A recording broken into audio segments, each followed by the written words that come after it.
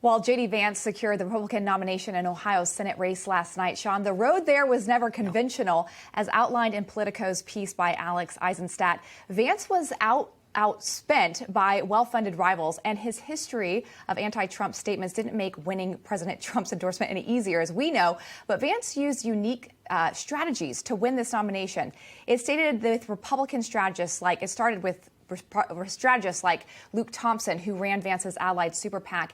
And as noted in the article, it said shortly after Vance launched his campaign last summer, Thompson set up a public website where he published a trove of sensitive documents, from thousands of pages of polling data to memos assessing the strength and the weakness of Vance's opponents, to a 177-page opposition research book detailing all of the areas where Vance's opponents might attack him. So an interesting approach here. So I want to talk to you about this, Sean. You understand all what goes into a campaign. The super PAC put all this research and data on the website. I mean, why did they do that? It's a great question, and I think you're going to see more of it this cycle. What happens is a super PAC cannot legally coordinate with a campaign, a federal entity. The laws are different because of how they raise money. And so what happens is they finally figured out that if we put the information in a public setting, i.e., if we put it out there for the world to see on a website, then that is legal. We can't share it with them. We can't coordinate with them. So what these super PACs have started to do is they'll set up a website. They'll put all the information out there, their polling, their data, their research,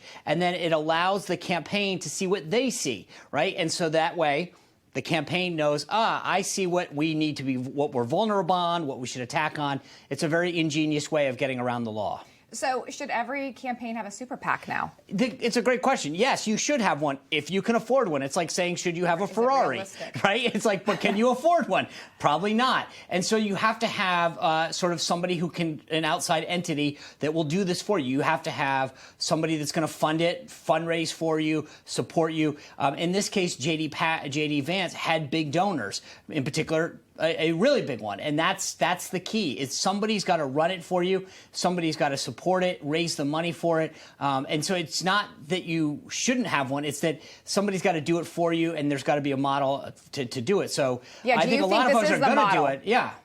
It is. I think what you're seeing is innovation. Every cycle, somebody's pushed the envelope a little bit further, right? And this is now, I think what they did in the Vance campaign has taken what happened last cycle a little bit further in the means. JD was not a conventional candidate. He's never run for office before. Right. He didn't have a ton of fundraising experience. And so the super PAC assumed a lot of the responsibilities that a traditional campaign would normally do in a way. Normally, these super PACs are just doing big ads. They come in, they do a lot of what we call in the business air cover. They run a lot of campaign ads. This time they did a lot more town halls for him. They did a lot more data operation, and they just shared it publicly, which got around the law.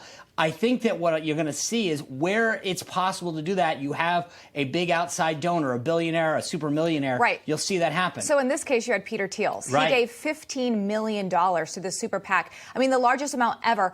How much credit does he actually deserve for this? A lot of credit. Peter Thiel backed two candidates, J.D. Vance in Ohio and Blake Masters in Arizona. He's put in a lot of money. As you said, $15 million. It's the single largest amount ever put behind a super PAC. And I think J.D. Vance owes his victory to two people, Donald Trump, obviously, and Peter Thiel. Peter Thiel was the rainmaker in this race financially because of getting in early, allowing that to happen. That super PAC allowed him to do things that no one else would. And because of that, he was able to make the case to Donald Trump for the endorsement. My guess and my prediction is Trump endorses Blake Masters in Arizona in the same model that Vance did in Ohio. Very interesting. Everyone needs a Peter Thiel. They're going to be wanting one, right? That's right. All right. By the way, tomorrow we will have J.D. Vance on the show to break down his huge win. And stay tuned, because there's a big debate on Newsmax tonight. Our very own Tom Basile is on the ground. He's going to join us after the break to break it down.